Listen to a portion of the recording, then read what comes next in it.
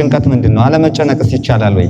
የሚፈቀድ ጭንቀትና የማይፈቀድ ጭንቀት አለ። ሁለት ነገር በህይወቱ አንድ ጥቅስ ይዞ የማያውቅ መቃብሩ ላይ ሩጬን ጨረስኩ ብሎ ያጽፋል። በብነ በረድ ማለት ጉረኛው ሰው ውሻው ማግባት ይችላል። ከውሻው ጋር ሃይማኖት ማስፈቀድ ይችላል። ላይ የሴት መብት አንደኛ ነው ብላ ሁለተኛ ነው ብላ አሜሪካ ከውሻ በታች ከማድረጓ በፊት የሴት መብት ከወንድ እኩል ነው ብላ የሰጠቻችሁ ቤተክርስቲያን። ስለ ገብርኤል እያልኩ ከሆነ ይሄ ሰውዬ ትናንት ሰጥቻለሁ። ስለዚህ በዛኛው አሁን እናቃቸዋለን እኮ እናንተን እናቃቸዋለን። ንስሐ አባታችሁ ሙዳይ ምጽዋት ይዞ ካያችሁ ትናንት ሰጣችሁ ከሆነ ነገ በዛ መስመር አትሄዱም። በዚያኛው እንዳያያችሁ ማለት ነው። ዲግሪ ይዛል ግን ያንድ አመት አይደለም ያንድ ቀን ስራ የለም። ክቡር ጠቅላይ ሚኒስቴር እንደዚህ ያሉት በ3 አመታቸው አረፉ።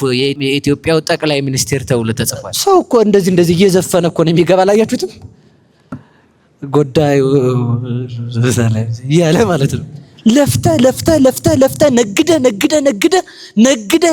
ነግደ አልሳካ ካለ እግዚአብሔር ላንተ እውነትም የተሻለ ነገር አቅዶልሃል። ለማን ነው የሚናዘዘው? የሚጋደለው ልጅ እኮ ወዶ እንዳይመስላችሁ። ይሄኛው መኪና ለኔ ይሄኛው ለእንትና እምቢ ካለ አናቱን እንትና ጋር ፎቶ እንነሳ፣ ሯጭ እንትና ኳስ ተጫዋች እስኪና እንዴ እንነሳ እንዴ ይላል ሰው ማለት ነው። በፍርድ ቤቱ ብትሉ በቤተ ክርስቲያን ብትሉ ገንዘብ ያላቸው ሰዎች በራሳችን ላይ እየተረማመዱ ይገባሉ። ገንዘብን መስጠት ውለታ ከተባለ ጊዜን መስጠት ምን ሊሆን ነው? ስለ ሰውነታችን የሚያስጨንቀን ምንድነው? ክርስቲያን እንዲጨነቅለት የተነገረው ነገር ምንድነው? ሱቅ ሲደመር ዳቦ ቤት ሲደመር ግሮሰሪ ሲደመር ሲኒማ ቤት ምናምን ቤት ሲደመር ምናምን የጭንቀታችን ምንጩ ምንድነው ከተባለ ባጭሩ ምን እንበላለን ምን እንጠጣለን ብላችሁ አትጨነቁ። አያለሁ ትላለህ ውርነ፣ እሰማለሁ ትላለህ ደንቆሮነ፣ ባለጸጋ ነኝ ትላለህ ድሃነ፣ ሕያው ነኝ ትላለህ የሞትክነ። ስለ ሰውነት መጨነቅ ማለት ምን እበላለሁ ብሎ ብቻ መጨነቅ አይደለም። ብፁዕ ቅዱስ አባታችን በ3 አመታቸው አረፉ ተብሎ ሴቱ እድሜውን ይቀንሳል አሉ ነው እንግዲህ አሉ ነው 40 አመት ሆኗት 25 አመቴ ነው ትላለች ማለት ነው። ምስኪን እንደው ሳይወለድ የሞተ ተብሎ ተጽፏል። ያን መቃብር የሚጎበኙ ሰዎች ከፍለው ነው የሚጎበኙት። አያችሁ፣ መቃብርም ተከፍሎ ይጎበኛል ማለት ነው። ሰውን እስከ ውስጥ ዘልቀ ገብተህ ብታየው ነፍሳችን ከኃጢአት ጋር ተላምዳ ኃጢአት ጥላጥሎባት ድር አድርቶባት ቆሽሻት እንደምታገኛት አታውቅም ወይ? አንድ ሰው መጥቶ ጥርግርግ አድርጎ ሲሰድብህ ያልፋል። ነገ ኤምባሲ የምትገቡ ቢሆን ማታ ምንድነው ዝግጅት የምታደርጉት? ሰው ሰዓትን ከፈራ እንዴት እግዚአብሔርን አይፈራም? ቢያንስ ኃጢአት መስራታችን እኮ አይደለም ችግሩ። የኃጢአት ክፋቷ ኃጢአቷ መሰራቷ ሳይሆን በቃ አሁን መጨነቅ ካለባችሁ ለዚህ ተጨነቁ። ማምላክን ለዚህ ብቻ አዛኝን ከልቤ ነው። ስልክ በኪሳችሁ ይዛችሁ ተጨንቃችሁ የምትገቡት ምን ለማምጣት ነው? አይ ጉድ ስትል የነበረች ማታ እንቅልፏን ሽው ሲያረጋት ጠዋት ደህና አደርሽ እንትና እግዚአብሔር ይመስገን ደህና ነኝ።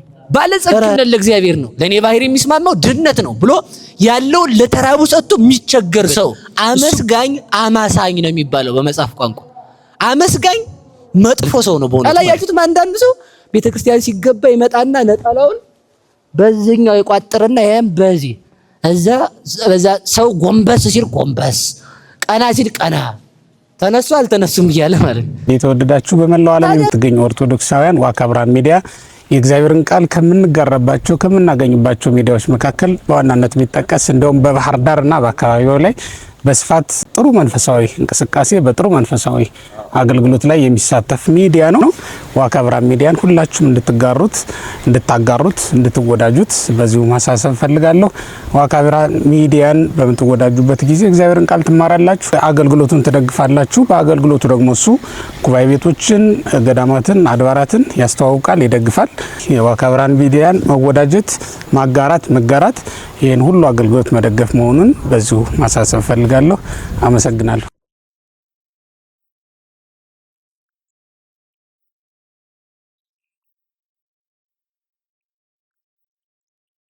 የመጀመሪያ ጥያቄ የምናነሳው አጠቃላይ የግቢ ተማሪዎችም እንደመሆናችን መጠን በእኛ አካባቢ በእኛ ጊዜ ወይም ደግሞ በእኛ ህይወት ውስጥ ሊከሰቱ የሚችሉ ነገሮችን ለመዳሰስ ሞክራለን። እንደመጀመሪያው እንደው በአብዛኛው በዚህ በወንጌል ላይም ተጽፎ እንደምናገኘው ማቴዎስ 6:25 ላይ ክርስቶስ አትጨነቁ ይላልና ለመሆኑ ጭንቀት ምንድነው? አለመጨነቅስ ይቻላል ወይ? እንደ ግቢ በዚህ 4 ዓመትም እንቆያለን፣ 3 ዓመትም እንቆያለን፣ 5 ዓመትም እንቆይም ልንኖር እንችላለን። ጊዜ ይኖረናል የምንማርበትና ለመሆኑ በቃ አለመጨነቅ ይቻላል ወይ? ስንኖር ተመርቀንም ስንወጣ ሳንመረቅም በግቢ እያለን እንደው አለመጨነቅ ይቻላል ወይ? ነገን አለማሰብ ይቻላል ወይ የሚለውን ያብራሩልን። እንደምን ዋላችሁ።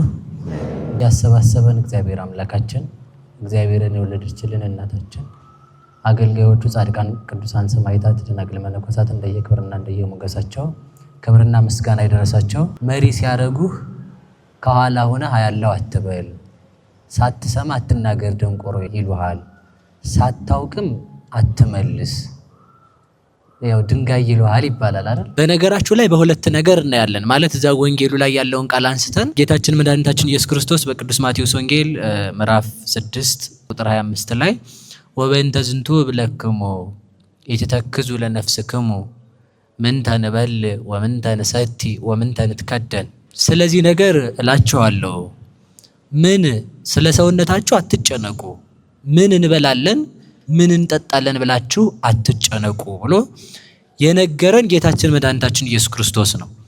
ሰው እንደሚጨነቅ የምናውቀው እናንተ አንጨነቅም ብትሉንም ጌታ እንደምንጨነቅ አውቆ አትጨነቁ ብሎናል አይደል?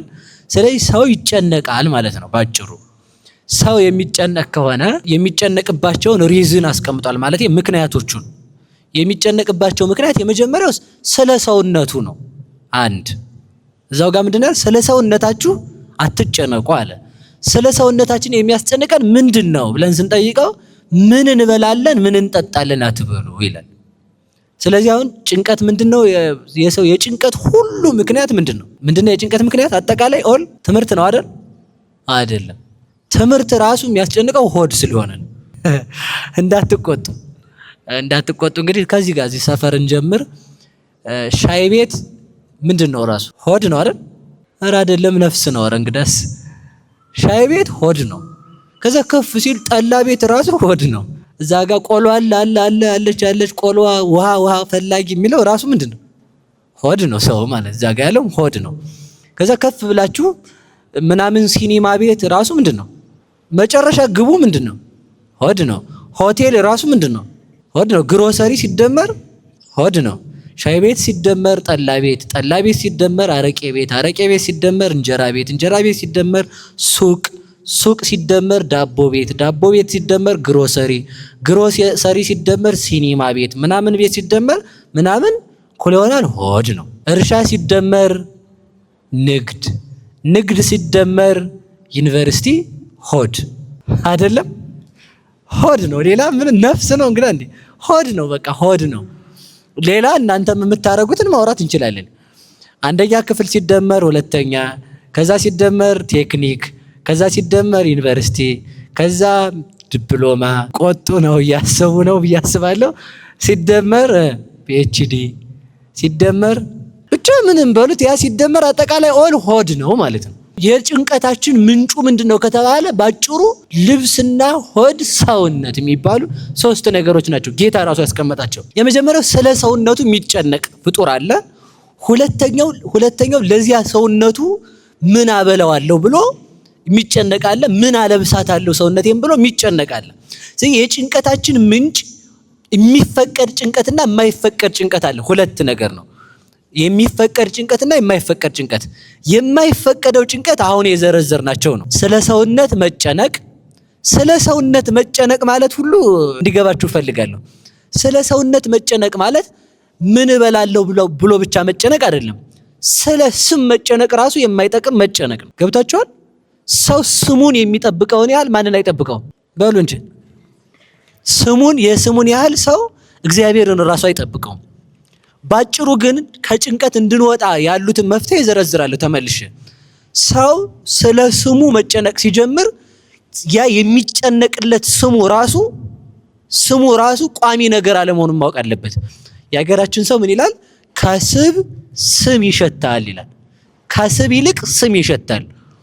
ለዚህ ነው ራዕየ ዮሐንስ ላይም አአምር ከመስምከ ሕያው ወምውት አንተ ስምህ ሕያው እንደሆነ አውቃለሁ፣ ስራህ ግን የሞተ እንደሆነ አውቃለሁ።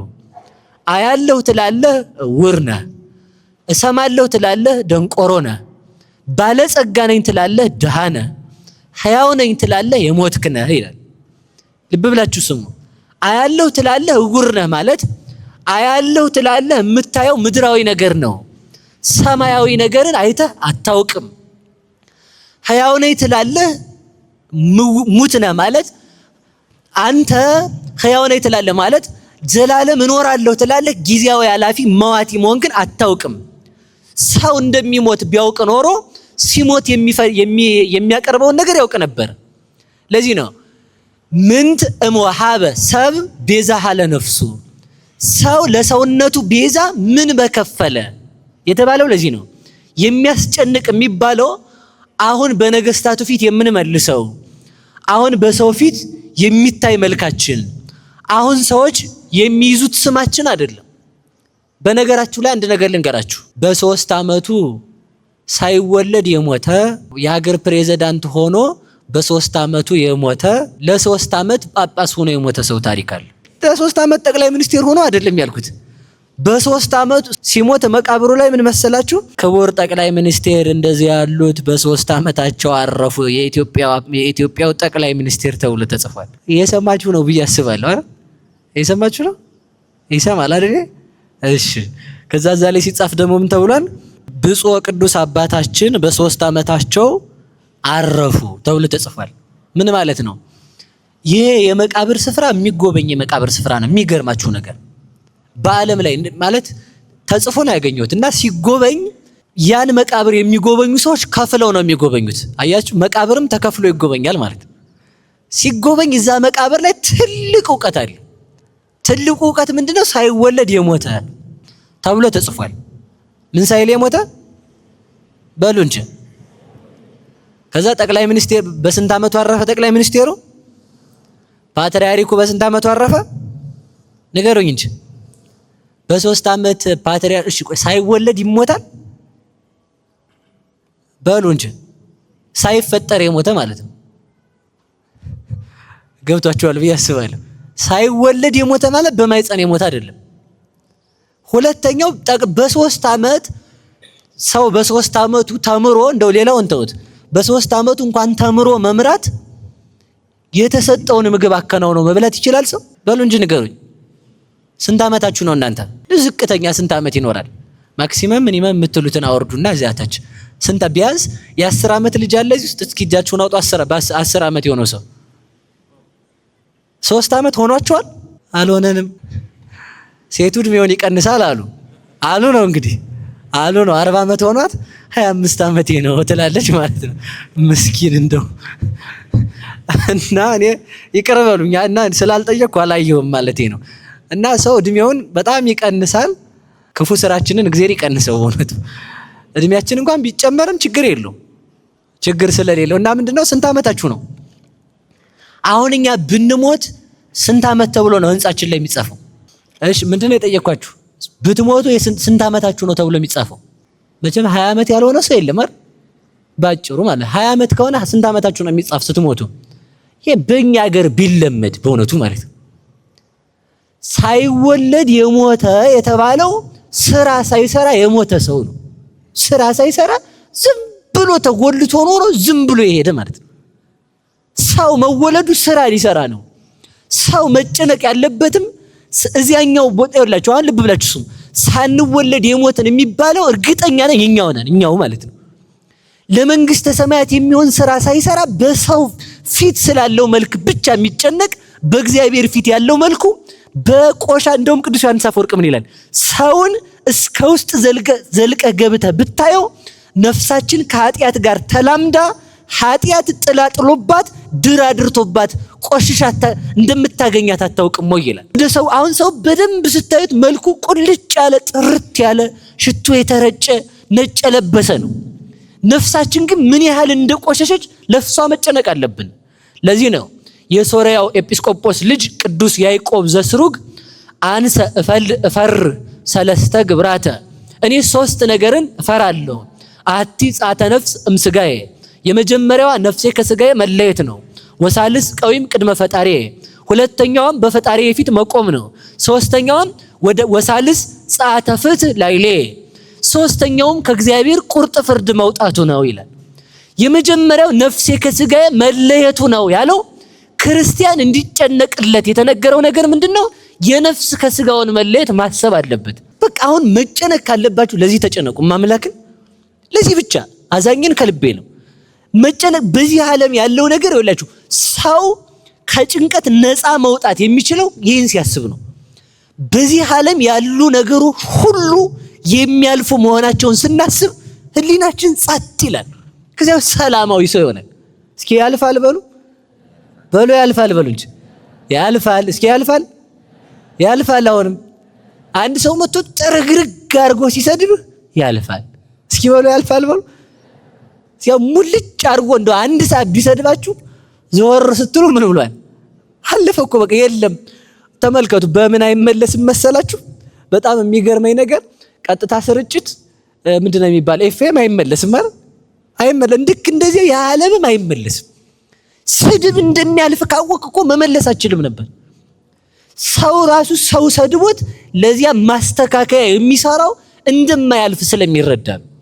ስለዚህ ሁልጊዜ ማለፉን ማሰብ ያልፋል። በቃ አለፈ እኮ ትናንት እኮ አለፈ። አላለፈም? ትናንት ብዙ የደስታ ዘመን አሳልፈናል። መብላት፣ መጠጣት፣ መደሰት ግን አለፈ። በዚህ ዓለም የማያልፍ ነገር የለም። በጣም የምትወዱት ሰው ቢኖር በሞት አልፏል፣ ወይንም በነገር አልፏል፣ ወይንም ደግሞ ትናንት ከብረን ቢሆን ዛሬ ሌላ ቀን ነው፣ አይሰራም ለዛሬ። የትናንት ሆድ ለዛሬ አያገለግልም። የትናንት ዝና ለዛሬ አይሰራም፣ ያልፋል። ተመልከቱ። እኔ እያልኳቸው ያለሁት ትክክለኛ ማንነት አለው ላይ መጨነቅ። እስኪ በሉ ትክክለኛ ማንነት በሉ። ትክክለኛ ማንነት ምንድነው? ሰማያዊ መልክ ብቻ ማለት ነው። ስለዚህ ስለ ምድራዊ መልክ ሳይሆን ስለማያልፍ መልክ መጨነቅ። በዚያው ላይ አስረግጬ ልንገራችሁ ትክክለኛውን እንቅጫን ማለት ነው። ስለማያልፍ መልክ መጨነቅ ከጀመርን የሚያልፈውን መልካችንን መጨነቁን እናቆማለን። ያ ማለት አትታጠቡ ቆሽሹ ማለት ሳይሆን እግዚአብሔር በሰጠን ብቻ ማጌጥ እንጀምራለን። ያ ማለት የምንጀምረው ነገ ስላለን በፈጣሪ ፊት ስላለን ማንነት ነው እንጂ 50 ሰው ፊት ስላለን ማንነት መጨነቅ እናቆማለን ማለት ነው። 50 ሰው ፊት ስላለን ማንነት መጨነቅ ስናቆም እግዚአብሔር ፊት ሊያቆመን የሚችለውን ነገር መስራት እንጀምራለን። ገብታችኋል? ሐሳቤ እየሰማችሁ ነው? ጠቅላይ ሚኒስቴሩ ነገ እሺ ተውት፣ ጠቅላይ ሚኒስቴሩ ጋር ልውጣ እንደው ሰው ለምን ሰው ትነካለህ ነው የምትሉኝ? ትቻለሁ፣ አልነካም። ሰው ኤምባሲ የምትገቡ ቢሆን ነገ ኤምባሲ የምትገቡ ቢሆን እየሰማችሁ ነው? ነገ ኤምባሲ የምትገቡ ቢሆን ማታ ምንድነው ዝግጅት የምታደርጉት? ዝግጅት ይደረጋል እንጂ ኢንተርቪው ልምምድ አለ። እንደው ምን ልልበስ ምን ልበል ፈርቻለሁ። እንደው ሰው እኮ እንደዚህ እየዘፈነ እኮ ነው የሚገባ። ላያችሁትም ጎዳዩ ያለ ማለት ነው። አሁን እዚህ ጋር 4 ፌደራል የሚመጣ ሰው ጭንቅላው ለውጣማ ተወሎ እዚህ ተሰባችሁ እንደው አስቸጋሪ ነው። ተመልከቱ ታዲያ የነው ማሰብ ያለብን ምን መሰላችሁ? በደንብ ማሰብ ምን አለ ሊቁ ሲናገር ግሩም በውስተ ደመናት ወለውልም ሰማያት። ደመናው የገረመ የደመናው ፈጣሪ እንዴት ይገርማል አይደል? ደመናው ያስፈራ የደመናው ፈጣሪ እንዴት ያስፈራ። ተመልከቱ እሳትን ከፈራ እንዴት እግዚአብሔርን አይፈራም? ቢያንስ እሳት አትፈሩም? ለዚህ ነው ከኃጢአት የተጠበቀ አንድ አባትን ምን አለችው አንድ ሴት አባ አለችው። ቅዱስ ኤፍሬምን እንዲህ አለችው፣ እንደው በጣም ነው የምወድህና እንደው ስትለው በጣም ትወጂኛለሽ? አዎ። እንግዲህ በጣም የምትወጂኝ ከሆነ የምለውን ታረጊያለሽ፣ የፈለግከውን አንቺን እንዳላይሽ ትልቅ ግንብ ገንቢልኝ አላት ማለት ነው። አያችሁ፣ አንቺን እንዳላይሽ ከወደድሽኝ እሱ ነው መፍትሄው፣ እሱ ነው አለ። ይኸውላችሁ ከዛ ደግሞ አንድን አባት ምን አለችው መስላችሁ? አንድ ሴት አባ አለችው፣ አቤት እንተኛ ነገ እኔና እንተኛለን አላት። መቼም እንተኛ ይገባችኋል አይደል? ወተት ነጭ ነው። እሺ እንዲያ ነው እንተኛ አለችው ማለት ነው። እንተኛ ስትለው ምን አለ መሰላችሁ? ነገ ነው ያለና እንጨት አዘጋጅቶ ምን ብሎ በደንብ አንድዶ ጠበቃት። ከዛ በኋላ እንተኛ ስትለው እሺ ልብስሽን አውልቂና ግቢ እሳቱ ላይ ነው የምንተኛው አላት። እንዲህ አባ ይሄማ እሳቱ እኮ ያቃጥላል አለችው። እሳቱ ካቃጠለሽ በሲኦል ያለው እሳት እንዴት አያቃጥልም ትያለሽ አላት። በዚህ ይላችሁ አያችሁ አይደል? ሰው ማሰብ ያለበት በእግዚአብሔር ፊት ያለውን። አንድ አባትም አድርጎታል። በጣም አንድ ሴት በዝሙት እየተፈተነች አባ እንተኛ ስትለው እሺ ነይ እንተኛ ብሎ ከተማ ይዟት ወጣ፣ እጇን ይዞ ማለት ነው። ይዟት ወጣና ገበያው መካከል ላይ ሲደርስ በእንግዲህ ልብስሽን አውልቂ ያላት። እንዴ አባ እዚህ ሁሉ ሰው መካከል አለችው። በእግዚአብሔር ፊት እኮ ነው ራቁታችንን የምንቆመው አላት። አያችሁ አይደል? ሰውን ከፈራሽ እግዚአብሔርን አትፈሪውም ወይ? ለዚህ ነው መጽሐፍ ሲናገር ምን ይላል መሰላችሁ? ውሃ ቢያንቅ በምን ይውጡ፣ ምላጭ ቢያብጥ በምን ይበጡ ይላሉ። ውሃ ቢያንቅ በምን ይዋጣል? ዳቦ ቢያንቅ በውሃ ትውጣል አይደል? አይዋጥም እንዴ? ይዋጣ። እያወራረደ ነው ሰው የሚበላው። እንደው እያወራረደ ቀበቶውን እየፈታ በደንብ እያሸ አፒታይዘር እንዲከፍት እያለ መጀመሪያ ተመልከቱ። አፒታይዘር የሚከፍት እያለ እሱ ይበላል። የዕለት ራት አጥቶ ሰው ይሰቃያል ማለት ነው። የዕለት ራት የሌለው ስለ እግዚአብሔር ብላችሁ እያለ ሃይማኖቱን በሆድ ምክንያት የሚክድ ሰው ይኖራል። በዚያው ላይ መናገር የምፈልገው እኛ ተርፎን መኪናችንን በቤንዚል በነዳጅ እያሳጠብን ተመልከቱ፣ ልብሳቸውን የሚቀይሩበት አጥተው ሃይማኖታቸውን በካዱ ሰዎች እንጠየቃለን። ለምን? አንተ ተርፎ መኪናህን በሌላ ኬሚካል እያሳጠብክ ሰው ልብሱን የሚቀይርበት አጥተው ሃይማኖቱን በመካዱ አንተ ባለመስጠት ይፈረድብሃል። ይህን ማሰብ። ስለዚህ ተመልከቱ፣ ምንድነው መሰላችሁ እያልኳቸው ያለሁት በሰው ፊት ስላለን ሳይሆን በማን ፊት ስላለው እንጨነቅ። በሉ ንገሩኝ እንጂ ኤምባሲ ስገቡ አትጨነቁ? ምን እዛ ኤምባሲ ጋር አለፋኝ። አሁን የዩኒቨርሲቲ ተማሪ ነው ሁሉም ማለት ነው። የ12ኛ ክፍል ፈተና ላይ እንዴት ነበራችሁ? አቤት ሰው እንዲህ ያደረገ። አሁን እዛ አንድ ተማሪ በመነገራችን ላይ አትቆጡኝም ማለት እንግዲህ ምስጢር ያወጣሁባቸው ሰዎች ሊያማቸው ይችላል። የምስጢራዊ የተደረገውን ነው የምነግር። ከዛ እዛ ጋር ፈታኙ እዛ ጋር ከሆነ በዚህ ጋር እንዲያርጎ ወረቀት ሸው እዛ ጋር ውጤት ለማምጣት ከሆነ አንዳንዱ የወፈር ያለው እግሩ ወፈር ያለው ሰው ጽፎ ይገባና ገለጥ እያረገ ጭኑን እያነበበ ይሰራል ማለት ነው። ጎበዝ ነው ሰው ማለት ነው። አያችሁ ውጤት ለማምጣት እኮ ነው ጭንቀት ማለት ነው። እኔ እንድስቁ ፈልጌ አይደለም። አንዳንዱ ደግሞ ፈርቶ የሚያስኮርጅ ሰው እኮ አለ አይደል? አታውቁም? ይሄን ኋላ ቢያገኘኝ ያላስኮረድኩት ልጅ አናቴን ነው የሚለኝ ብላ በቃ ኮርጅ ግዴታ ነው ይሰጣል። ግዴታ ውጤቱን እንዲያመጣ ማለት ነው። ስልክ በኪሳችሁ ይዛችሁ ተጨንቃችሁ የምትገቡት ምን ለማምጣት ነው? ውጤት ለማምጣት ነው። የሰማይ ውጤት አላችሁ ወይ ነው። በቃ ይሄን አስቡ። ከጭንቀት ነፃ እንድትሆኑ ብዬ ነው ማሰብ ያለ። ያ ማለት ሰነፍ ተማሪው ነው አላልኩም። እሺ አሁን ደግሞ ሰው እንግዲህ እንዲህ ስላለን እንጋደም አይባልም። እሺ አፍራ ያለው ማሽላ ተጋድሞ ያፈራል። ምስጥ ይበለዋል ጌታዬ እንደተጋደመሽ። ታግቶ ማፈራት አይቻል። ትጉ መሆን ግዴታ ነው። ግን ይኸውላችሁ ለፍተን ባልመጣው ነገር አንጨነቅ። ገብቷችኋል ያልኳችሁ? ለፍተን እምቢ ካለን ለፍተህ ነግደህ አልሳካ ካለ እግዚአብሔር ላንተ እውነትም የተሻለ ነገር አቅዶልሃል። ምክንያቱም ለፍተን ያልሰጠን እግዚአብሔር በዚያ ነገር እንዳንጠፋ ሊሆን ይችላል። እንግዲህ እናንተ የምትጨነቁበት ብዙ ነገር አለ። አንድን ወንዱም አንድን ሴት እጁ ለማስገባት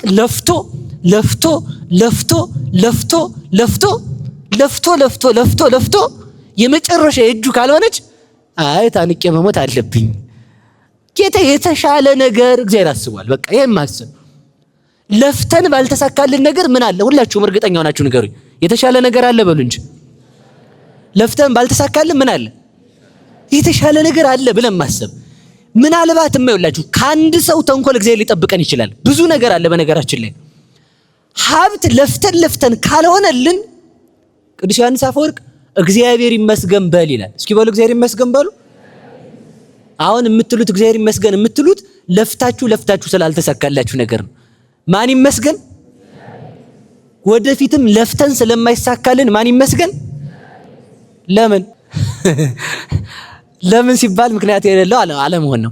ለምን ስትሉ ልመልስላችሁ። ሀብት እግዚአብሔር የሚሰጠው በሁለት ነገር ነው። አንደኛ የሚሰጥበት ምክንያት እግዚአብሔር የመጀመሪያው ምክንያት አሳላፊ ለሰው እንድትሰጥ ነው። እስኪ ለሰው እንድትሰጥ በሉ። እየበላ የምትኮነንበት ከሆነ እግዚአብሔር ይወስደዋል፣ አይሰጥም። ለምን? እየበላ ይኮነንብሃል። ያን ሀብት ሲሰጥ መጽውተህ እንድትጸድቅ ነው። እግዚአብሔርን የሚያስመስል ነገር ቅዱስ ዮሐንስ አፈወርቅ ሲናገር ምን ይላል? ዘይገብር ምግባራተ ሰናያተ ይከውን አምሳላቲሁ ለክርስቶስ። በጎ ስራን አብዝቶ የሚያደርግ ሰው እግዚአብሔርን ይመስለዋል አለ። በጎ ስራን ከማድረግ ክርስቶስ ደሙን እንደሰጠ አንተ ደግሞ ገንዘብክን ሰጥተህ ከክርስቶስ ጋር ትቆጠራለህ። ያን ገንዘብ ሰጥቶ የሚፈረድብህ ከሆነ ግን እግዚአብሔር ገንዘቡን ይነሳል ይላል። ምኑን ይነሳል? ስለዚህ ማንን አመስግነው? ማን ይመስገን?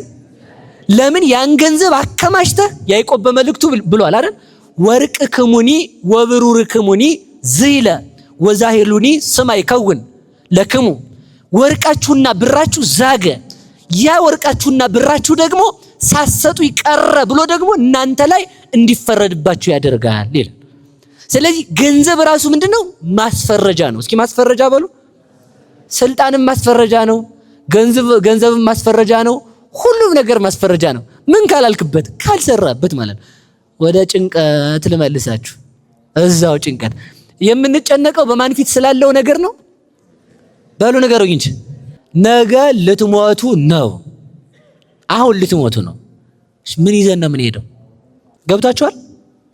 የእውነቴን ልንገራችሁ ማለት በዚህ ዓለም የምትወደን እናት የምትከተለን እስከየት በሉ እንጂ ንገሩኝ፣ እስከየት?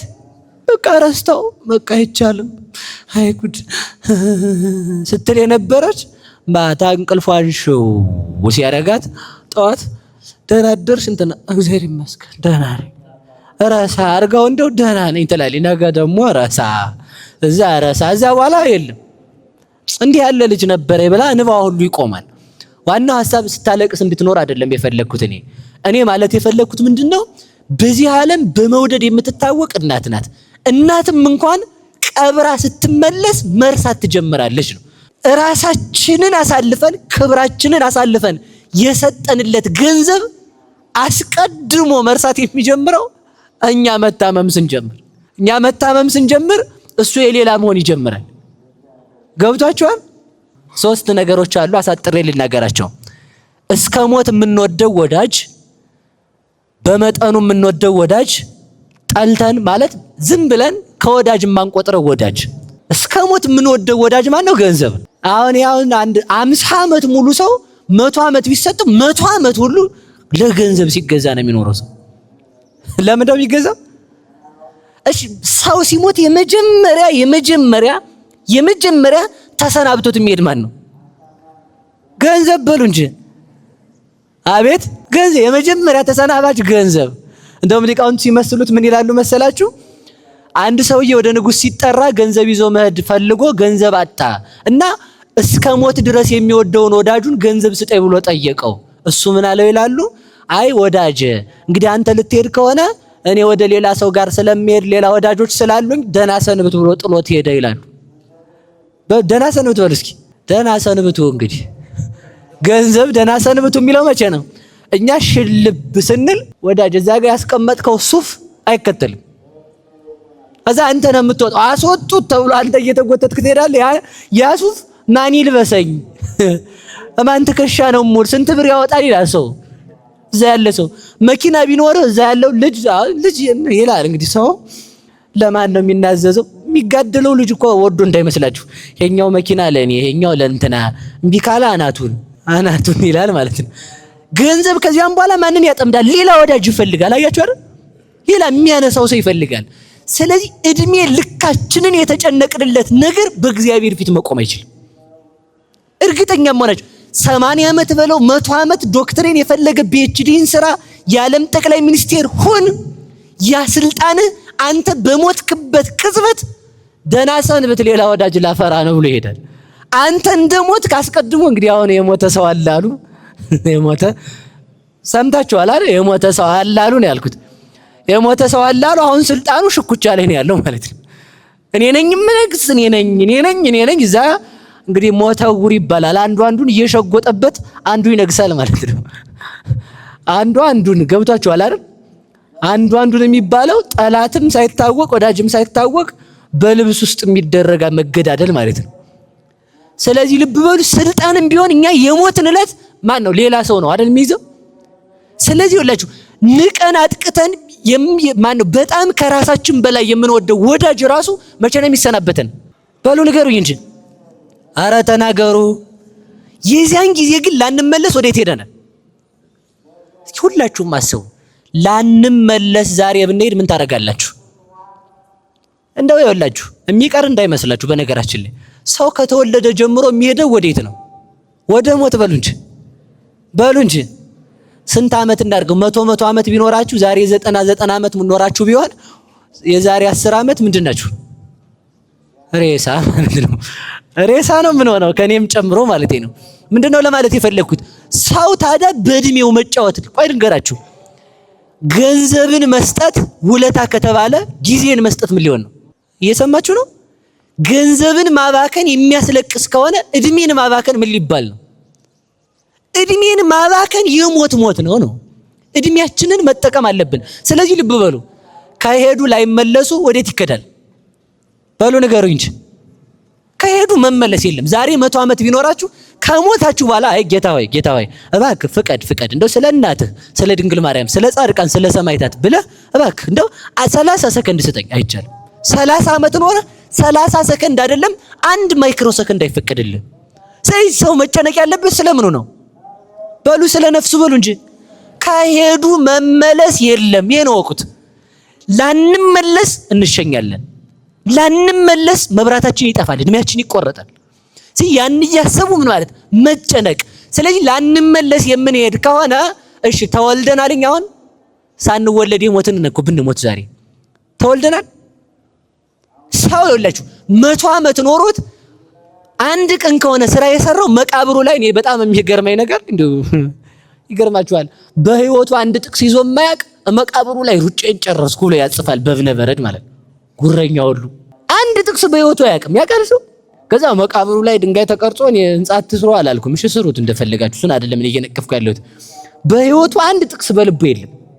እሱ ግን እዛ ላይ ሩጬን ጨረስኩ፣ ከአባቶች ጋር አንቀላፋው፣ ይሄን ያለ ዓመት ኖረው እንዴት ያሉ አርበኛ ነበሩ። መቃብር ላይ ሁሉ ጉራችን አለቃለ በእውነቱ ማለት ነው። መቃብሩ ሁሉ የጉራ መከማቻ ሆኗል። አሁን ምንድነው ለማለት የፈለኩት? እኔ ምንድነው ማለት የፈለኩት? አንተ ሰውዬ ነው ጥያቄው። እኔ ማለት የፈለኩት ስንሞት አንድ ቀን ከሆነ የኖር ነው አንድ ቀን ተብሎ ይጻፍ ነው። ገብቷችኋል አይደል? ሳይወለድ የሞተ ማለት 100 ዓመት ኖሮ አንድ ነገር ሳይሰራ የሞተ ማለት ነው። አፄ ምኒልክ ቢነሱ እኮ ስራ ሰርተዋል እኮ። ዛሬ ምኒልክ ያው ነው ምንለው እኮ ተመልከቱ። ምን ማለታችን ነው? ሃይማኖቱን አስከብሮ ሀገርን በአንድነት በቤተ ክርስቲያን በእምነት መርቶ ኖረ እኮ ማለታችን። ሰው ከመቃብር በላይ የሚሆን ስራ መስራት አለበት። ሰማይ ሞት እውነቴን ነው። የኔታ ዳዊት ያቋቋሙ የላይ ቤቱ አቋቋም ሊቅ ምን ይሉ ነበር መሰላችሁ? ስንማር ሰው ንግግሩ ከሚሞትበት ወልዶ ቢሞትበት ይሻላል ይላሉ። እና እስከዛሬ ይዤዋለሁ። ሰው ንግግሩ ከሚሞት ምኑ ይሻላል?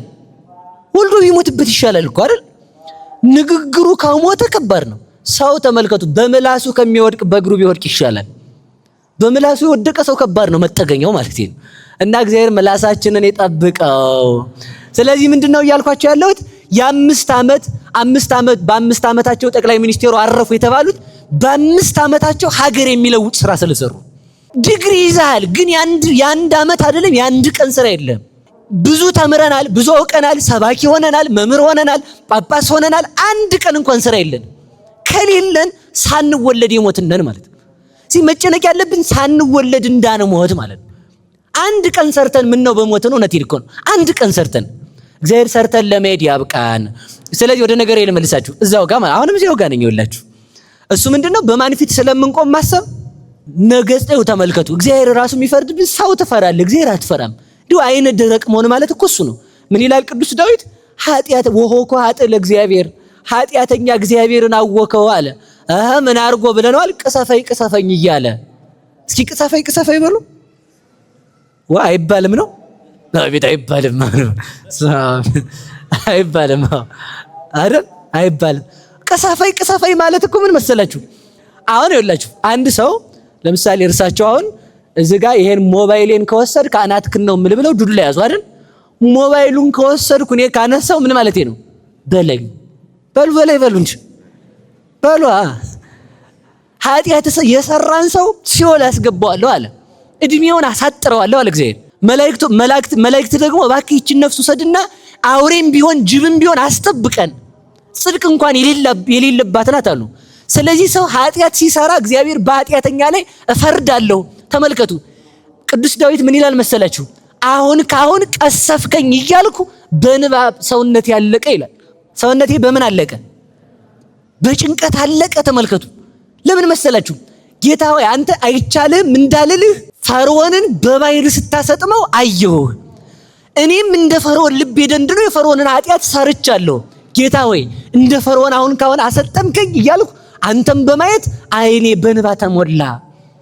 ጌታ ሆይ 7 ትካትን ከሰማይ በ7 ከመሬት የፈላ ውሃ አፍልቀህ በ7 አይነት ውሃ አፍልቀህ 7 ትካትን በበረዶ አናታቸውን ብለህ በንፍር ውሃ አጥፍታቸዋል። እንደዚያ አሁን ካሁን ንስሐ ሳልገባ አጠፋኝ እያልኩ ዓይኔ በንባ አለቀ ይላል። ሰውነቴ አንተን በማሰብ ተጨነቀ።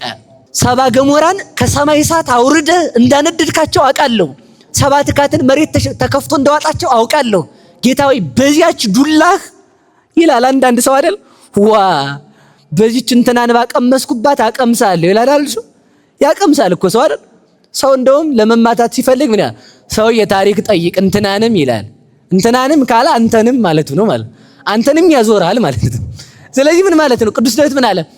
7 ሰዶምን 7 ትካትን ባጠፋበት ጥፋት እንዳታጠፋይ ብዬ አዘንኩ። ከዚህ የተነሳ ምን አልኩ አለ አሁን ካሁን ታጠፋኛለህ ስለምን ተመልከቱ። ወዘልፈ ርእዮ ለእግዚአብሔር ይታወክ እግዚአብሔርን በፊቴ አየዋለሁ አልታወክም። እስኪ በሉ እግዚአብሔርን በፊቴ ምን እለዋለሁ? ከዛ ምን አልልም። እስኪ በፊቴ አየዋለሁ በሉ። የመጀመሪያው ክፉ ነገር ተመልከቱ። ዘንዶ ቢመጣ የዘንዶ አምላክ ነውና አየዋለሁ። እግዚአብሔርን ስለማየው ዘንዶ አይወጣኝም። ኤርትራ ባህር ከፊቴ ቢሆን ኤርትራን የከፈለ አምላክ ስላለ አልታወክም። ማን ይከፍለዋል ነው? በሉ እንጂ ንገሩኝ። እሳት ቢነድ 3 ደቂቃን ከእሳት ያወጣ መልአክ ስላለ ምን አልልም አልታወክም። በሉ እንጂ ምን ይለዋል ማለት ነው? እሳቱን ማጥፋት ሳይሆን እንዳለ ጠብቆ እሳቱን ዘበኛ ያደርግልኛል ነው። ጥያቄው እሱ ነው። ስለዚህ ተመልከቱ፣ ረሃብ ቢመጣ በምግብ የሚያኖር አምላክ ብቻ ሳይሆን ያለ ምግብ የሚያኖር አምላክ ስለሆነ ከፈለገ ከሰማይ ያወርደዋል፣ ካልፈለገ ሳልበላ የሚያኖረኝ ማን አለ? በሉ እንጂ አልታወክም ማለት እሱ ነው። ሌላው ደግሞ ምንድነው? ኃጢአት እንዳያሰነካክለኝ ማን አለ? ኃጢአት እንዳልሰራ ማን አለ? እግዚአብሔር ይቀስፈኛል ስለምን ምን አልልም እላችሁ። ምን አለ መሰላችሁ? መጽሐፍ ራሱ ሲናገር በስጋችን ይቀስፈናል በነፍሳችን ይፈርድብናል ብለው እግዚአብሔርን የሚፈሩ ብፁዓን ናቸው። እስኪ በሉ በስጋችን ይቀስፈናል በነፍሳችንስ? ስለዚህ ኃጢአት የሚሰራ ሰው እግዚአብሔርን ቀሰፈኝ በግድ ቀሰፈኝ እኮ ነው፣ በግድ ቀሰፈኝ። ስለዚህ ሰው መጨነቅ ያለበት ኃጢአት አለመስራት አይቻልም። በዚያውም ደግሞ እኮ ሰው ሲያከበሰብሰው ነው የሚለው። በአንድ ሐሳብ ብቻ ልሰራው ሌላውን በሌላ ጥያቄ ስለምንገናኝ መልሰዋለሁ። ሌላ ቦታም ወይም ሌላ ቀን በሌላ እናወራዋለን። ስለዚህ ሰው ኃጢአት ሳይሰራ መኖር አይችልም። ሰው ስለሆነ ከመቤታችን በቀር ኃጢአትን ያልሰራ ፍጥረት የለም። እየወደቀ እየተነሳ ነው ሁሉም።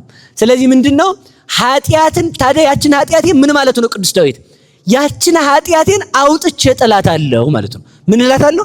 ንገሩኝ እንጂ ኃጢአት ከማን ትለያለች? የኃጢአት ክፋት ገብቷቸዋል? የኃጢአት ክፋት ኃጢአት መስራታችን እኮ አይደለም ችግሩ። የኃጢአት ክፋቷ ኃጢአቷ መሰራቷ ሳይሆን ኃጢአት እግዚአብሔርን ማሳጣቷ ነው። እስኪ በሉ ኃጢአት ማንን ታሳጣለች? በሉ እንጂ የመጀመሪያ ራስን፣ እስኪ ራስን በሉ። ሁለተኛ እግዚአብሔርን፣ ሶስተኛ ጸጋን። 3 ነገር ታሳጣለች። ራሱን አጣ ማን? አዳም። ክብሩን አጣ ማን? አዳም። ሕይወቱን አጣ ማን? አዳም። እግዚአብሔርን አጣ ማን? አዳም። በማን ምክንያት? በኃጢአት። የኃጢአት ክፋቷ ማንን ማሳጣቷ ነው? እግዚአብሔርን። የጽድቅ ደግነቷ ደግሞ ማንን ማምጣቷ ነው? እግዚአብሔርን ማለት ነው። እሺ ወደ ነገር ልመልሳችሁና ስራህም ሙት ነው አንተም ዕውር ነህ ምናምን የሚለውን ትቻለሁ። እዚያው ወደ ነገር የተመለስኩ ጥያቄውን መልሼ እዚህ ጋር እንድመጣ ማለት ነው። ስለዚህ በማን ፊት እንቆማለን? ነገሩኝ እንጂ። ስለዚህ መጨነቅ ያለባችሁ ስለዚህ አንድ። ሁለተኛ በእግዚአብሔር ፊት ማን ነው? ይቅርታ፣ የመጀመሪያው የነፍሳችን ከስጋ መለየት ምን ላንል ነው? ምን ሄደው በሉ ላንመለስ በሉ እንጂ። ገንዘብ መቼ ጀመረ? ባዕድነቱን መቼ አሳወቀ? ስንሞት። ሚስት እስከ እናትና ሚስት እስከ የሸኙ በሉ እንጂ። ዘመዶቻችን እስከ የሸኙ። መቃብር ውስጥ ማን ብቻ ቀረን? እግዚአብሔር ብቻ ቀረን። አስባችሁታል? እግዚአብሔር ብቻ እንደሚቀራችሁ ስታስቡ ብቻውን የሚቀረንን እግዚአብሔር ብቻችንን ቀርተንም ቢሆን ማምለክ አለብን። ስለዚህ ብቻችንንም ቀርተን ቢሆን ብቻውን የሆነ እግዚአብሔርን የምንመርጠው አብረውን የኖሩ ነገሮች ሁሉ አብረውን አይዘልቁ። ሌላው ቀርቶ ራሳችን አብሮን ይዘልቃል። እቺ ምላሳውን ይወላችሁ ኃጢአቷን ስታሽረው፣ እጅ ስትሰርቅ፣ እግር ስትዞር፣ አይን እንደዛ ስታረግ ምናምን እንደዛ ሲያረጉ ይኖሩና ኋላ ብቻቸውን ይቀራሉ። እኛን አድርሰው አስፈርደው አብረው እየተቃጠሉ ነው የሚቀሩት። ስለዚህ ብቻውን የሚቀረን ማን ነው? በሉን ንገሩኝ። ስንጸነስ ብቻችንን በሆነ ጊዜ ያገኘነው ማንን ነው? ስንወለድ ብቻውን የነበረን ማን ነው? ስንሞት ብቻውን የሚኖረን ማን ነው? ኋላም ብቻውን የሚኖረን ማን ነው? በሚያልፉ ወዳጆች የማያልፍ ወዳጅ እግዚአብሔርን እንዳናጣ መድኃኔዓለም ይርዳን። የሚያስጨንቀን እግዚአብሔርን እንዳናጣ ነው። አንድ ሁለተኛ ከእግዚአብሔር ቁርጥ ፍርድ ሲወጣ፣ ሶስተኛ ከማን ቁርጥ ፍርድ ሲወጣ? አንደኛ ስንሞት፣ ሁለተኛ ከማን ፊት ስንቆም። ጥያቄ ልጠይቃችሁ። አንተ ሰውዬ ሰርቃል አልሰረክም ሲል ያስፈራል አያስፈራም? ሰው ባለስልጣን እንደዛ ያስፈራል አያስፈራም? እግዚአብሔር ፊት ስንቆም ደግሞ ጥያቄ አይደለም እገሌ ንስማ 50 ሺህ ብር ስጥልኝ ደውልለት ለእንትና ማለት አይቻልም። አሁን እኮ ሰው ሲስተሙን አላያችሁትም? ሲገባ አስዞ ነው የሚገባ። እንደው ድሃው ማህበረሰብና ቴክኖሎጂ ውስጥ ያለ ማህበረሰብ እንደዚህ በወንበሩ በታች ያለ ሰው ነው። አሁን ገንዘብ በሰው ጭንቅላት ላይ እንደዚህ ነው የሚያረማምደው። አሁን በፍርድ ቤቱ ብትሉ በቤተ ክርስቲያን ብትሉ ገንዘብ ያላቸው ሰዎች በራሳችን ላይ እየተረማመዱ ይገባሉ። ንስማ ወንድሜ ነው ማለት አይቻልም። ንስማ ልጄ ነው። ንስማ እምላችሁ እዚህ ስለሆናችሁ ነው። እሺ ንስማ የሚለው የኔ ቋንቋ አይደለም። እሺ የኛው ነው ማለት ነው። ምን ማለት ነው? እገሌ የሚባለው የኔ ዘመድ ነው፣ ይመጣል አስተናግደው ማለት ግን ክሊር በሆነ ቋንቋ ማለት ነው። ስለዚህ እንደዚህ እያሉ በሰው ላይ መረማመድ እግዚአብሔር ጉቦ ይቀበል የገሌ ዘመድና ኃይል እግዚአብሔር የሚያዋጣው ስራ ሰርቶ መገኘት። ባለጸጋ ነኝ ብትል፣ ባለስልጣን ነኝ ብትል፣ የነገሌ ዘመድ ነው ብትል፣ አባቴ ቄስ ነው ብትል፣ እናቴ እንዲህ ያለች ቆራቢ ናት ብትል፣ አባቴ 5 ቤተ ክርስቲያን አሰርቷ ብትል፣ ምንም አንተም 100ም ስራ ከፈለገ ሰው ዲስኩር አሁን እኛ ጋር ሲመጣ የሚለው ይወላችሁ አባቴ እንዲህ አሰርቶ፣ እሺ ምን አሰራ? ቤተ ክርስቲያን። እሱ ግን ቤተ ክርስቲያን ተሳልሞ አያውቅ። የሴቱ የወንዱ መግቢያ ይባል ረንጃ እንደው ቄሶቹ ቅዳሴ ሲገቡ ብትሉት ነገርገር አሉ ይላል። ነገርገር እያሉ ነው ማለት ነው። አላያችሁትም? አንዳንዱ ሰው ቤተ ክርስቲያን ሲገባ ይመጣና ነጠላውን በዚህኛው ይቋጥርና ይሄም በዚህ እዛ ሰው ጎንበስ ሲል ጎንበስ፣ ቀና ሲል ቀና፣ ተነሱ አልተነሱም እያለ ማለት ነው። ታዲያ እንደዚህ ይሆን ከአባቴ 5 ቤተ ክርስቲያን ነው የሰራ ምን ይጠቅማል? ቤተ ክርስቲያንን ይመጥን መስራት ነው እንዲሁ አይደል? የሚያዋጣው እሱ ነው። ስለዚህ ይኸውላችሁ ለመልሳችሁ ወደ ነገር። ስለዚህ እኔ ባሌ መርጌታ የመጽሐፍ መምህር እንዲህ ያለ አንቺ መምህር አይደለሽ። ታዲያ ምን ታረቂ? የመጽሐፍ መምህር ሚስት ስለሆንሽ አትጸርቂም። የምትጸርቂው ምን ስለሆንሽ ነው? ክህነትን አላቃለልኩም። ሰው ደግሞ ተንኮሉ ማለት ነው የካህን ሚስት መሆን መታደል ነው። ለምን የባለስልጣን ሚስት መሆን መታደል አይደል? እንትና ፈርሞልኝ ይኸው እንትና ጋር ፎቶ እንነሳ፣ ሯጭ እንትና ኳስ ተጫዋች እስኪና እንዴ እንነሳ እንዴ ይላል ሰው ማለት ነው። ያ ካኮራ ካህን ማለት የእግዚአብሔር ምንድነው ባለስልጣን ነው ማለት ያኮራል። ግን እኔ ማለት የፈለኩት ምንድነው የሚመጥን ስራ ሰርቶ መገኘት ነው። እንድንሰራ እግዚአብሔር ይርዳን። ስለዚህ ምንድነው በእግዚአብሔር ፊት ስንቆም እንዲህ ያለ ነገር የለም። ገንዘብ ያለኝ ነበርኩ እንትና ዘመዴ እንትና ጋር ሄጄ እንትና ያልኩ የለም። እዛ ስገባ ዝም ብሎ መጽሐፍ ይገለጣል። ምን ሰርተሃል ነው። እዛ ደግሞ ምን ሰርተሃል የሚል መረጃ አቅራቢ ለእግዚአብሔር አያስፈልገውም። መላእክት እንኳን የሚሉትን ልንገራችሁ እኛን ለእግዚአብሔር ሲያስረክቡ ኦ እግዚኦ እስያ ለዛቲ ነፍስ፣ አቤቱ ጌታ ይችን ነፍስ ዋጋዋን ስጣት ጻድቅ ከሆነች። ጠብቁ ብለህ ከሰጠህን ቀን ጀምሮ እግሯ ወደ ቤተ እግዚአብሔር፣ ልቡናዋ በጎ ከማሰብ፣ እጇ ከምጽዋት፣ ህሊናዋ ከበጎ ነገር፣ አይኗ መጽሐፍ ከማንበብ፣ ህዋሳቷ ሁሉ ኃጢአት ብትሰራ እንኳን በንስሐ ከመመላለስ ሌላ አዲስ ነገር አልሰራችም። መንግስተ ሰማያትን ስጣት ይሉና ምን ይላሉ? ነገር ግን አሉ ይላችሁ ሰውየው ነው አላሉ። ግን ሲባል ቀስቅሰይ ብሎ አላሉ። ግን ሲባል ነካ አድርገኝ አላሉ። እንደዚህ ግን ሲባል ነው ነገር የሚመጣው ማለት ነው። እውነት ነው ግን ይላል ሰው ግን አይባልም። እውነት ነው ካልክ እውነት ነው አለቀ። ግንን ምን አመጣ? ከዛ ተመልከቱ። ነገር ግን ልቡና ከኛ ይልቅ እኛ አይተን ዕውቀታችንም አንተ ሰጥተህን ነው። አንተ ግን በልቧ ያሰበችውን ልቡና ያመላለሰውን ኩላሊት ያጤሰውን የምታውቀው አንተ ነህ። እንደፈቀድክ ፍረድ ብለው ነው የሚሰጡት። ማን እንደፈቀደ ይፈርዳል። የዚያን ጊዜ ታዲያ የመረጃ ችግር የለም። እግዚአብሔር ጋር ያውቃል። የሚሆነውን ሳይሆን ያውቀዋል። እንዲነግሩት አይፈልግም። ሁሉን መርምሮ አዋቂ ነው። ሳይሆን ያውቃል። ለሰው እንደሚያስፈልገው አውቆ ይሰጣል እግዚአብሔር። ስለዚህ በዚያ ፊት ተመልከቱ፣ በእግዚአብሔር በዚያ ሳይነግሩት በሚያውቀው አምላክ ፊት እንቆማለን ነው። ደብዳቤያችን ሰው ሞልቶ የሚሰደው አይደለም። ያን እያሰቡ ምን ማለት መጨነቅ በሉ እንጂ ስንጨነቅ ምን እንላለን? እንሰራለን። ይኸውላችሁ አንድ አባት ናቸው አሉና ሁል ጊዜ ያለቅሳሉ። በክንፍ እየሄዱ በቅተው ሁሉ ማለት ነው። ከዛ በኋላ ምን አሉ? አባ ምን ሆነው ነው የሚያለቅሱት አሏቸው። እንደው ከእርሶ በላይ ምን ጻድቅ አለ? አቤት ሰው ሲያበጅበት ማሞጋገሱን በደንብ ነው የምናበጅበት። አመስጋኝ አማሳኝ ነው የሚባለው በመጽሐፍ ቋንቋ። አመስጋኝ መጥፎ ሰው ነው በእውነቱ ማለት ነው። የማያስቀና ታላቅ ነገር ይሏቸዋል ድህነት። በድህነት የሚቀና ሰው የለ አይደል? በድህነት አይቀና። ማርያም ድህነትን ገንዘብ አደረገች አለ። ለምን ተመልከቱ። ለምን ድህነት እንኳንስ በወርቅ ልግዛው ብሎ ሰው ሊመኘው ሊነካው ይጸየፈዋል።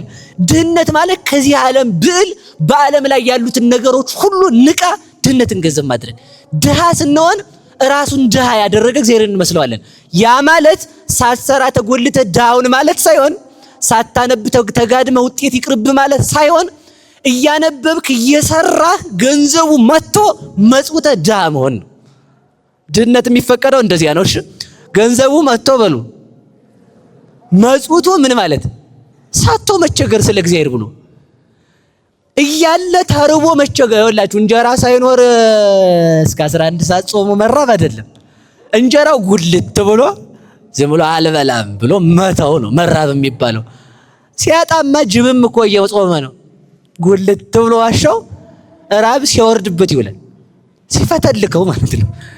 እዛ ግን ታዲያ ጅብ አይጸድቅም ስለ ጾመ። ቀን ይበላል እንዴ ጅብ? ፈርቶ የት ይበላል? እዛው ዋሻው ነው የሚውለው። ምን አግኝቶ ይበላል ነው? ታገኘ ይበላል፣ ግን ፈርቶ አይበላም። ጅብ ስላልበላ ታዲያ የተራበ ሰው ይጸድቃል። አሁን ምን ይላል ሰው? የተሰደበ ይጸድቃል ሲባል እኔም ተሰድቤያለሁ ጻድቅ ነኝ ይላል አንዳንድ ሰው። ኧረ እባክህ ጉዳጉድክን ስትሰራ ቆይተህ ሰው ቢሰድብህ አትጸድቅም። የተገረፈ ሰው ይጸድቃል እንትና በቡጢ አፍርሶኛል ይላል። ኧረ እባክህ የሚያጸድቀው ስለማን ብለህ መመታትህ ነው? ስለ ክርስቶስ ከሆነ ስለ ሆድ ብለንማ እንዴ ስለ ፍቅረኛው የሚያለቅስ ሴት ብዛቱ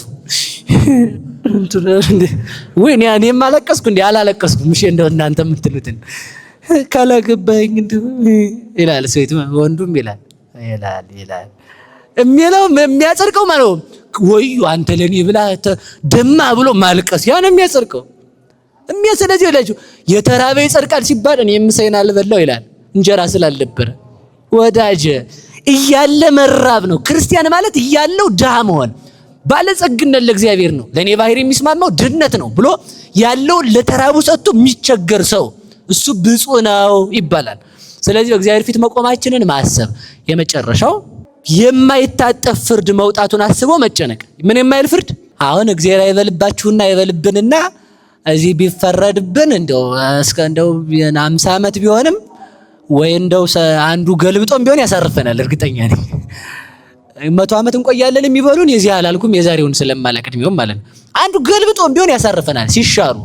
ያም ባይሆን እኛ ወይ አንዱ እየሰማችሁ ነው አይደል? እሺ ለተው ያም ባይሆን ሞተን እናርፋለን። ምን ብለን? ያም ባይሆን ከእስር ቤት እንደምንም ብለን ከወጣን ተሰደንም ቢሆን እናርፋለን። አናርፍም? ስደት ሀገር ሄደን ጥገኝነት ጠይቀን እናርፋለን። ከእግዚአብሔር ግን ወዴት ትሰደዳለህ? ወዴትም አታመልጥ። ሞቱ አርፋለሁ አትል፣ የማይሞት አምላክ ነው። ቦታ ቀይሬ አርፋለሁ አትል፣ ወዴትም መሄድ አትችልም። ውስተ ኩሉ በሐውርት መለኮቱ በሁሉ ቦታ የመላ ነው። እሺ እንደዚያ ከሆነ ሌሊት ሲተኛ አሁን ንጉስ 24 ሰዓት በሉት ይሄን ሰውዬ ቢል አንድ ንጉስ እኛ ላይ ፈርዶ 24 ሰዓት ቢያስገርፈን ምን ይደረጋል መሰላችሁ? አንደኛው ሰውዬ ጅራፍ ተቀብሎ ከአንዱ እስከሚገርፈን እስከዚያ እናርፋለን። አንድ ሰከንድ። እግዚአብሔር ተመልከቱ፣ የሚገርፉን አጋንንት የማይሰለቹ የማይደክሙ ናቸው። በገሃነም ያለች እሳት በልታ በልታ አጠግብም። ሰው በዚህ ዓለም ይወላችሁ ለአንበሳ መሰጠት እንኳን ቢፈረድብን አንበሳው እስከሚወጠን ስቃይ ያለው አዎ ተውጭ አላየሁትም፣ ግን እኔም እስከሚወጠን ስቃይ ያለው እስከሚያላምጥ እስከሚበላል፣ ግን ከዋጠን በኋላ ቢያንስ እናርፋለን። በእግዚአብሔር ቤት ግን በነፍስ ግን ከጸደቅክም ዘላለም ጽድቅ ነው፣ ከሞትክም ዘላለም ስቃይ ነው። በነፍስ ከሞትክ ሲኦል ከተፈረደ ዘላለም አቃጥላ የማይሰለቻት ሳትሞት ዘላለም የምታለቅስበት ቦታ አለ ማለት ነው። ልብ በሉ። በዚህ ዓለም ብንጮህ ሰው ደርሶ ሊያጽናናን ይችላል ቢያንስ ማለት አይዞህ በቃ ያልፋል ብሎ ማለት ነው። በገሃነም አጽናኝ የሌለበት ቦታ ነው እኮ ነው የምላችሁ። አጽናኝ ማንም የለም። ምክንያቱም እሱ እየተቃጠለ ስለኔ መቃጠል የሚያስብ ሰው የለም ማለት ነው። ያንን ፍርድ ማሰብ የሚሻርበት ዘመን የለም፣ ፍርዱም አይሻርም። የምንሞት እግዚአብሔር የሚሞትበት ዘመን ስለሌለ ፍርዱም ያበቃበት ዘመን የለም። ስለዚህ ዘላለማዊ ፍርድ መውጣቱን አስበን ምን ማለት በሉ መንቃት በሉ እንጂ አትሉም። ስለዚህ መጨነቅ ስለምንድን ነው? ስለ ሰማይ በሉ ሁላችሁ። መጨነቅ ስለምንድን ነው? በቃ አሁን ልላችሁ አሁን ሰነፍ ላረጋችሁ አይደለም፣ ልመለስ ነው ደግሞ ሰነፍ ላረጋችሁ አይደለም። ስለዚህ ስንኖር ደግሞ ምንድነው እያሰብን መኖር ያለብን? ሳይወለድ የሞተ ሰው ላለመሆን መጣር። ሳይወለድ የሞተ ሰው ማለት ነው። 50 ዓመት ኖረናል፣ ግን ሳንወለድ የሞትን የአንድ ቀን ስራ የለንም ማለት ነው። ሰርተን እንድናልፍ መድኃኒዓለም ይርዳን። ተመለስኩ እዛው ጋር ተመለስኩ መሰል ሰዓቱ ራሱ አልቋል። ምን አሉ መሰላችሁ? አንድ ሰው እድሜን ጨረሱት የንታዛ አስተምራለሁ ብሎ አላቸው። አንድ ተማሪ አልቆልህ ነው አሉት አሉ። እውነት ባልቀልን ግን አዛኝን ጽድቅ እየሰራን ቢያልቅ እንዴት ያለ ደስታ መሰለችሁ። አሁን ሰው ዓለም ላይ በጣም የምንጓጓው ያኛውን ዓለም ማወቅ ስለማንችል ቢያንስ መጽሐፍ ማንበብ ስንጀምር ለዚያኛው ዓለም መጓጓት ስንጀምር ይህኛውን ዓለም ምን ማለት እንጀምራለን? መናቅ ማለት ነው። ስለዚህ እንደዛ እንድናደርግ እግዚአብሔር ይርዳን። ስለዚህ ራሱ ጌታችን መድኃኒታችን ኢየሱስ ክርስቶስ ምን አለን መሰላችሁ? ስለ ሰውነታችሁ በሉ አትጨነቁ። ይሄን ተውኩት። ስለምትበሉት አትጨነቁ፣ ስለምትለብሱት ንገሩኝ እንጂ። ሰው በዓለም ላይ ሁሉ ያለው የዓለም ሕዝብ ሙሉ ጭንቀት ምንድን ነው? ሆድ በሉ ዝም ብላችሁ አንድ ሰው ምን አለ መሰላችሁ አሉ አፄ ኃይለ ሥላሴ ነውና እንደው ጃን ወይ በላ ጠጣና እንዲህ አዳራሹ መስተንግዶ ተደርጎ ይሄን መብል አወረደውና ለካ እንደው ነገ ደግሞ ሌላ ሰው እንደሚነግስ ሲያቅ እንደሚሞት ወይም እንደሚገደል ጨንቆታል። ጃን ወይ አላቸው። አቤት አሉት። እንደው ሞት ባይኖር ጥሩ ነበር አላቸው። ወዳጄ ሞት ባይኖር እኛም እዚህ መምጣት አንችልም ነበር አሉት። ሞት መኖሩ በራሱ ህይወት በራሷ ጣፋጭ እንድትሆን ያደርጋታል። ሞት ባይኖር እናንተናም እና ያንተናም አይመጡም ነበር፣ ደጎቹም አያልፉም ነበር። ሞት ባይኖር እኛም አንመጣም ነበር ማለት ሲወለድ ሲሞት ነው ሰው። እና ምንድነው ለማለት የፈለኩት የምንጨነቅለት ነገር በራሱ መፍትሄው ማን ነው? የምንጨነቅለት ነገር ምግብ፣ ልብስ ራሱ መፍትሄው ማን ነው ያለው? እኔው ራሴ ነኝ። ስለዚህ ነገር ነው የምትጨነቁት። ስለዚህ ነገር ግን አለ ምን ተንበል ወምን ተንሰቲ ወምን ተንትከደን፣ ምን እንበላለን፣ ምን እንጠጣለን፣ ምን እንለብሳለን አትበሉ። እናንተን ልብ ብላችሁ ስሙ። ነጽሩ አይዋፈ ሰማይ፣ የሰማይ ወፎችን ተመልከቱ።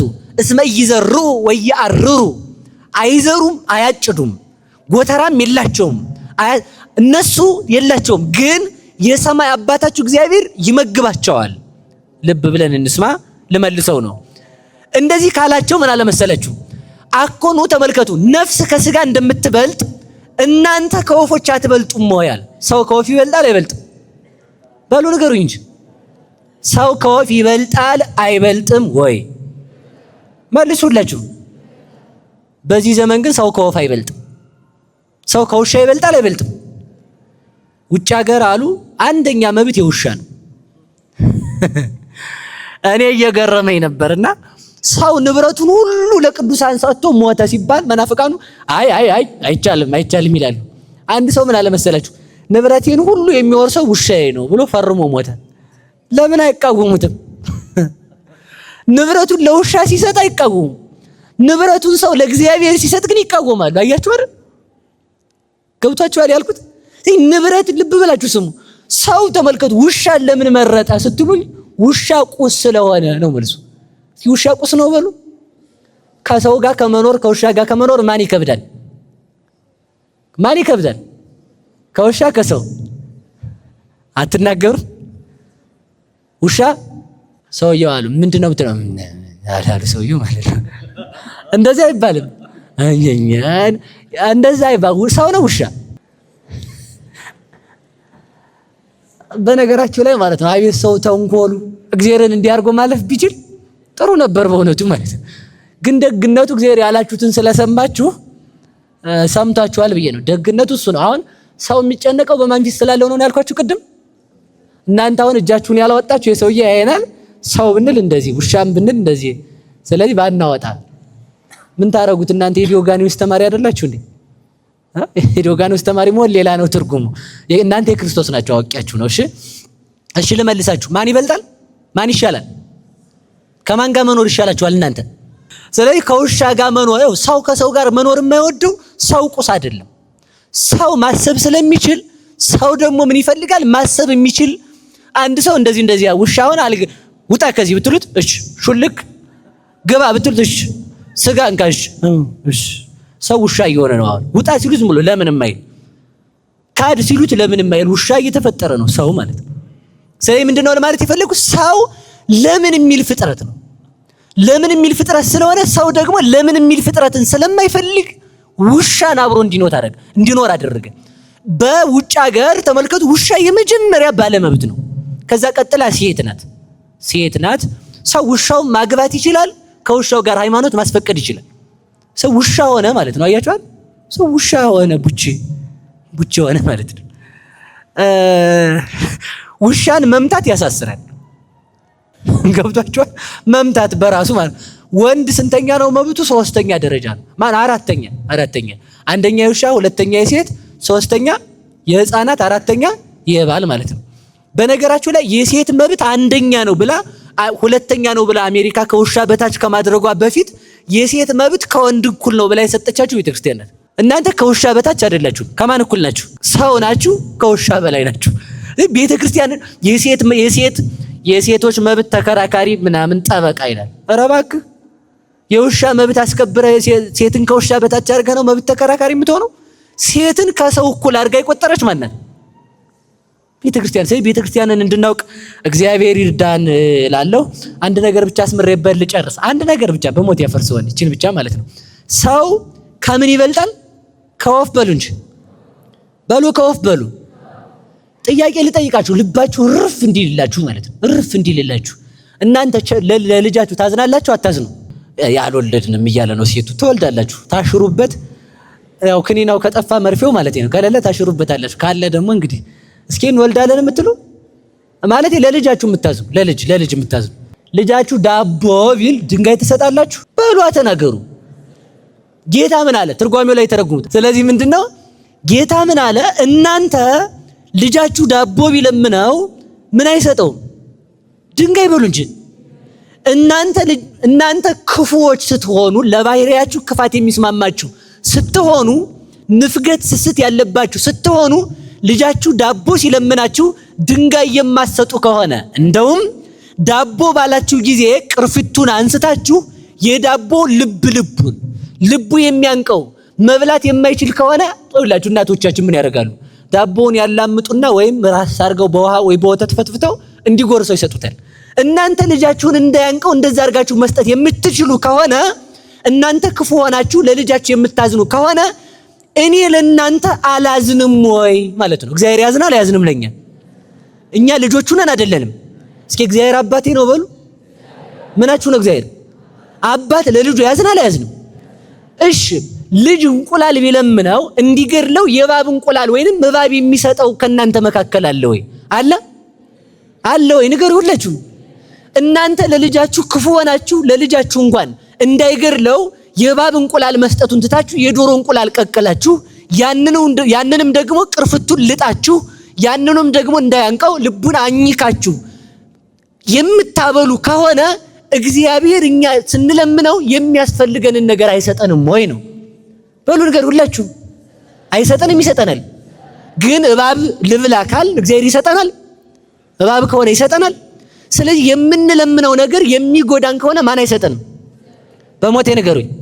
ስለዚህ የምንለምነው በጎ ከሆነ ማን ይስጠን? የምንለምነው በጎ ከሆነ እግዚአብሔር ይስጠን። የሚያጠፋን ከሆነ ሙልጭ አድርጎ ያስቀረው። በሉ አሜን በሉ እንጂ። እባብ ልብላ መርዝ ልጠጣ ቢል ልጃችሁ አለቅሳለሁ ሞታለሁ ቢል ትሰጣላችሁ? ስለዚህ እግዚአብሔር ምሪ ብንል ምን አይለንም? ክፉ ከሆነ ምን አይለንም? አይሰጥም።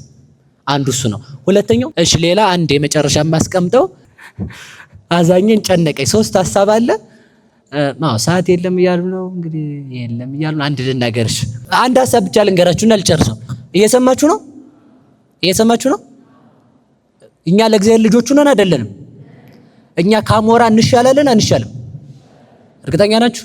እስኪ ካሞራ የምትሻሉ ሰዎች እግዚአብሔር ካሞራ በላይ እኔን ይወደኛል የምትሉ ካሞራ እኔን ይወደኛል አውጡ እንጂ አሞራ በላይ እንኳን አሞራ ከሰማይ በላይ በዓለም ሁሉ ካለ ፍጥረት በላይ ማንን ይወዳል? እኔን ይወደኛል እግዚአብሔር። ስለወደደኝም ምኑን ሰጠኝ? ስጋውን በሉ እንጂ። በቃ ይሄ ከዚህ በላይ ሰጪ የለም። እግዚአብሔር ለሁላችንም ይስጠን። ስለዚህ ምን አደረገ መሰላችሁ? አንድ ሐሳብ ብቻ ልንገራችሁ። ታሪክ ነው። አሞራ ታውቃላችሁ አይደል? አሞራ ልጇን ታሳድጋለች አታሳድግም? አታሳድግም። ታሳድጋለች አታሳድግም ነው መልሱ። እሺ አሞራ የምትመለሰው በ40 ቀን ነው። ምን ታደርጋለች መሰላችሁ? ታቅፋ ያን እንቁላሏን ከፈለፈለች በኋላ ከዛ ስታየው ቀይ ነው። አረ የምኑ ልጅ ነው የመጣ ያስጠቁ ቀይ ነው አያ ብላ ትታው ሽው ብላ ቤቷል። ምን ስለሆነ ይሄ አዛኝን ከልቤ ነው የምነግራችሁ። አሞራ ልጇን እስከ 40 ቀን አትታቀፈውም፣ የሚበላ አታበላውም፣ ባዶውን ነው የሚቆየው። እስከ 40 ቀን ድረስ ምን ይበላል? አረ ተናገሩ። ምን ይበላል? አሁን ታዲያ ሰው ምን የምንበላለው ይላል ሰው። ያው አንተ ካሞራ ታንሳለህ እንዴ? አታንስም እኮ። ስለ ሆድ መጨነቅ ማቆም አለብን። እስከ 40 ቀን ደግሞ በሞት ያፈርሰዋል። እኛ እስከ 7 ቀን ነው የሚለው ሳይንሱ እንዳላበላችሁ። እስከ 3 ነው እስከ 7 ነው።